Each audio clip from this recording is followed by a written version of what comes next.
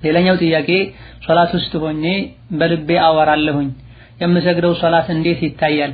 ሶላቴን በኹሹዕ እንድሰግድና ቁርአን በተደብር እንድቀራም ዱዓ አድርጉልኝ የሚል ጥያቄ ነው።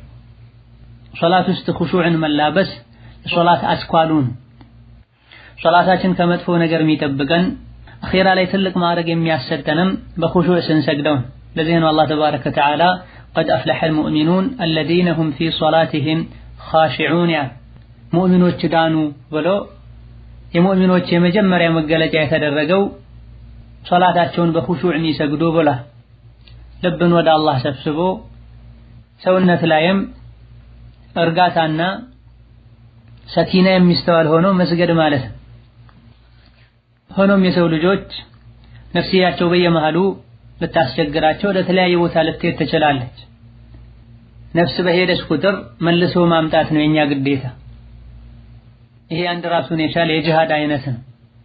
መፍትሄው ተስፋ ሳይቆርጡ ነፍስን መታገል፣ ልብ በተለያዩ ነገሮች በተወጠረበትና ሐሳብ በተበታተነበት ሁኔታ ላይ አለመስገድ፣ ሐሳብ የሚሰርቁ የሚያሳስቡ ነገሮችን ጥግ ማስያዝ፣ ረብሻ ያለበት ቦታ ላይ አለመስገድ። ነቢያችን ሰለላሁ ዐለይሂ ወሰለም ምግብ ቀርቦ እኛ ተርበን ሶላት እንዳንሰግድ ከልክለዋል። እንደዚሁ ሽንት ያጨናነቀ ያለ ሰውም እንዳይሰግድ ከልክለዋል። በዚህ መልኩ የሚሰግድ ሰው ሶላት የለውም በላ ያኒ ሶላቱ ጎደሎ ነው ማለት። እንዲህ አይነቱ ችግር ልብ ውስጥ ተፈጥሮ ከልክም አልፎ ሁሌም ስንት እንደሰገዱ የማያውቁ ከሆነ ነው ሶላት ሊያበላሽ የሚችለው። እዚህ ደረጃ ካልደረሰ የሚሰግዱትን የረካዓ መጠን ካወቁ ሶላት ውስጥ መባል መደረግ ያለባቸው የሶላት መሰረት የሶላት ግዴታ የሚባሉ ነገሮችን ማድረግን የሚያስረሳ እስካልሆነ ድረስ ሶላቱን አያበላሽም፣ ነገር ግን አጅሩን ይቀንሳል። نسأل الله يرزقنا الخشوع في الصلاة ويذيقنا برد عفوه وحلاوة مناجاته وييسر لنا سبيل ذلك إنه على كل شيء قدير. ለኹሹዕ የሚረዱ በርካታ ነገሮች አሉ። ዋናውና ትልቁ የሶላትን ደረጃ ማወቅን፣ እየሰገደን ሳለ ማንን ያናገረን እንደሆነ መረዳትን፣ ሐላል መብላት፣ ሐላል መጠጣት፣ ሐላል መልበስን፣ መጥፎን ነገር ከማየት መጥፎን ነገር ከመስማት መራቅና መጠንቀቅን። وهكذا ነብዩ፣ ሱሐቦች፣ ታቢዒዎች፣ የአላህ ደጋግ የአላህ ወልዮች እንዴት ይሰግዱ እንደነበረ ሲራቸውን ማጥናትን وكذلك የምንቀራውን የምንለውን ዱዓና ዚክርም እያስተነተኑ ማለት ትልቅ አስተዋጽኦ ያደርጋል።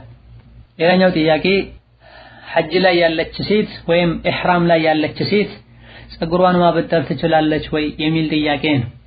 ፀጉሯን ስታበጥር ፀጉሯ ማይነቃቀልና ማይሰባበር ከሆነ አስፈላጊ ሆኖ ከተገኘ ብታበጥር ችግር አይኖረው። ወላኪን በምታበጥርበት ጊዜ አንድ እንኳን ፀጉር ቢሆን ሚነቀል ወይ የሚሰባበር ከሆነ ማበጠሩ ይከለከላል። ከዚህ ጋር ተያይዞ መጠቀስ ያለበት ነገር ቢኖር በርካታ ኢህራም ላይ ያሉ ሰዎች ገላቸውን መታጠብ፣ ልብስ መቀየር እየፈለጉ የማይቻል መስሏቸው የሚቸገሩበት ብዙ ጊዜ የሚጠይቁበት ሁኔታ አለ። ኢህራም ላይ ሆነው መታጠብ አስፈላጊ ሆኖ ከተገኘና ልብስን መቀየር ካስፈለገ ገላም ቢታጠቡ ሌላ በኢህራም ሰዓት ላይ መልበስ የሚቻልን ልብስ ቢቀይሩ ምንም ችግር የለም። ወላኪን የተወሰኑ አይማዎች ኢህራም ላይ ላለ ሰው ፀጉርን መታጠብ የጠሉበት ሁኔታ አለ። በሚታጠቡበት ጊዜ ፀጉራቸውን ሲያሹ ፀጉር ሊነቀል ወይም ሊረግፍ ይችላል ብለው በመፍራት ማለት ነው። ሆኖም የፀጉርን መነቀል በማያስከትል መልኩ ቀስ አድርገው ያሹ ፀጉርንም ጭምር ቢያጥቡ ችግር የለም።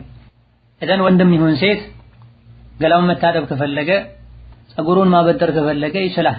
ነገር ግን ይህ የፀጉርን መነቀል የሚያስከትል ሊሆን አይገባም። ፀጉሬ ይነቀላል ብለው ከሰጉ በባህሪው ፀጉሩ የሚነቀል ሰው ከሆነ መታቀቡ አስፈላጊ ነው። ነብዩና ሱሐቦች ኢህራም ላይ ሆነው ከመዲና ተጉዘው መካ ከደረሱ በኋላ ጠዋፍ ከማድረጋቸው በፊት ይታጠቡ እንደነበረ ከአብዱላህ ኢብኑ ዑመር ረዲየላሁ ዐንሁ አርዳ ተዘግቧል። ሌላኛው ጥያቄ ሀገር ቤት የአረፋ በዓል ምክንያት በማድረግ የሚታረደው ኡድሂያ ስጋ ሙሉ በሙሉ ለራሳቸው ብቻ ነው የሚጠቀሙት፣ ለምስኪን አይሰጡም። ይህ ከሸሪዓ አንፃር እንዴት ይታያል የሚል ጥያቄ ነው። ኡድሂያና ሐቂቃ ስጋው ለሶስት መከፈል አለበት። አንድ ሶስተኛው ቤት ተቀምጦ ቤተሰብ ሊመገበው፣ ሌላ አንድ ሶስተኛው ለምስኪኖች ጥሬው ሊሰጥ፣ ሌላ አንድ ሶስተኛው ደግሞ ለጓደኛና ለጎረቤት በስጦታ መልኩ ሊታደል ይገባል። ይህ ሐቂቃ ሙድሂያም ላይ ሲሆን ውድሂያው ላይ ለየት ያለ ትኩረት ሊሰጠው ይገባል። ውድሂያ አርዶ ለምስኪን ምንም ሳይሰጥ የበላ ሰው የውድሂያ ግዴታውን እንዳልተወጣ እንደሚቆጠር ገልጸዋል በርካታ የዲን ሊቃውንት። ሙሉ 1/3ኛውን እንኳ ባይሰጡ የተወሰነ ለምስኪን መስጠት ተገቢ ነው። ከውድሂያው የተወሰነ ትንሽ እንኳ ቢሆን መስጠት የግድ እንደሆነ በርካታ የዲን ሊቃውንት ገልጸዋልና ለማይሰጡ ሙሉን ለሚበሉ ሰዎች መንገርና የሸሪዓውን ህግ መንገርና ማሳወቅን። በርካታ ሙስሊሞች ስህተት የሚፈጽሙት ባለማወቅን፣ አንዳንዴ ቢያቁም የሚያስከትለውን ችግር ባለመገንዘባቸው። ሌላኛው ጥያቄ እህቴ በህመም ምክንያት ረመዳንን አልጾመችም። ረመዳን አልቆ በ3ኛው ቀን ወደ አኺራ ሄደች። ስለዚህ ወሩን ስላልጾመች እኔ ቀባ ባወጣላት እችላለሁ ወይ የሚል ጥያቄ ነው። በዛው ህመም ላይ እንዳለች ሳትድን ከሆነ የሞተችው ምንም የለባትም። ቀባ ማውጣትም ይሁን ምግብ ማብላትም ግዴታ አይሆንባቸውም። ረመዳን አልቆ በ3ኛው ቀን ወደ አኺራ ከመሄዷ በፊት 2-3 ቀኖችን ድና ደህና ሆና መጾም የምትችልበት ሁኔታ ላይ ካሳለፈች በኋላ ከሆነ የሞተችው እንዲህ አይነት ሁኔታ ካለ ጾሟን ቀባ ማውጣት መጾም እየቻለች ያልጾመችባቸው 2-3 ቀኖችን ቀባ ማውጣት ይቻላል። ነገር ግን ታማ በዛው ከሆነ ሳትድን የሞተችው ምንም የለባትም፣ ቀባ ማውጣትም አያስፈልግም። እንዲህ አይነት ሁኔታ ላይ ለሷ ዱዓ ማድረግ ሰደቃ መስጠት ነው። ሌላኛው ጥያቄ እኔ